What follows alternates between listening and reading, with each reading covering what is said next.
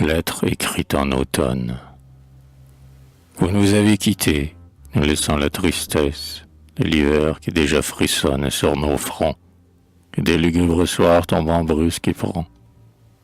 Le soleil qui s'enfuit dans sa morne vitesse ouvre au sein des brouillards des trous sanglants et ronds. Les peupliers jaunis et les grands ormes chauves se dressent sur un ciel d'ardoise aux dieux reflets.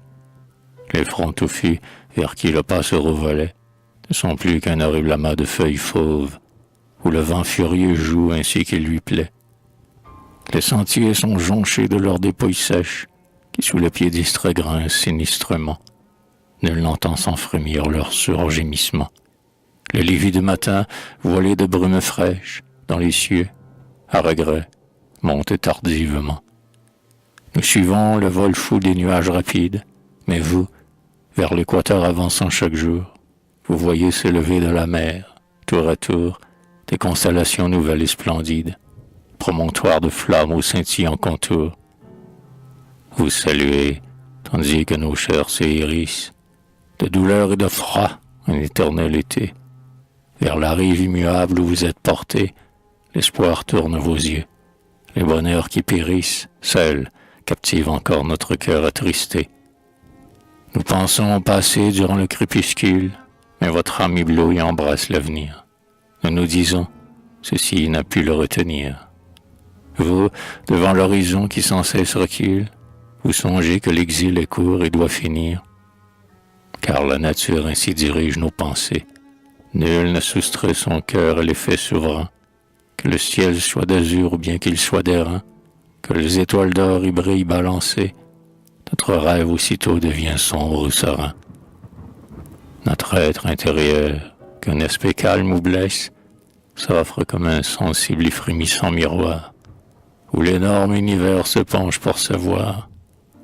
L'infini redoutable emplit notre faiblesse, son ombre y devient joie exquise ou désespoir. Son reflet changeant se forment nos idées, ces mystères profonds créent nos douleurs. Ces océans amers semblent des flots de pleurs.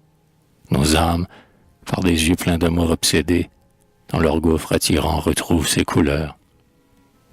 Sphinx éternel et beau dont le sourire enivre, il siège en sa puissance au fond même du moi. Quand mon sein se soulève et palpite d'émoi, et que j'y veux descendre et me regarder vivre, c'est lui que j'y découvre en reculant d'effroi. Où suis-je? Il me reprend et m'enlève à moi-même. Ce que je fuis hier, le saurai-je demain? Dans quel creuset brûlant me jettera sa main? Je voudrais bien savoir pourquoi je souffre ou j'aime. Je voudrais à mon gré poursuivre mon chemin. Je ne le saurais pas. Je marche à l'aventure. Tout l'univers circule en mes veines de feu. Dans mes moindres frissons, ses forces sont en jeu. J'accomplis les destins de l'immense nature, aussi fatalement que l'atome et que Dieu. Moi, accompli la pitié, je me sens implacable aussi bien pour me laisser souffrir que pour briser des cœurs que j'ai voulu chérir. L'affreuse vision du mal inévitable m'épouvante et parfois je souhaite mourir. Car je redeviendrai une poussière inerte, sans nerfs, sans yeux, sans cœur, sans amour et sans soin. Insensible instrument, j'ignorerais du moins l'horreur de consommer jour après jour ma perte, les maux que je ferais autant d'autres témoins. Et vous, que berce au loin la mer étincelante, quand le soleil rougit les vagues de cristal, que vous dit la splendeur du monde oriental? Nul désir n'émeut-il votre âme vigilante? Vous courbez-vous sans plainte au joug du sort fatal?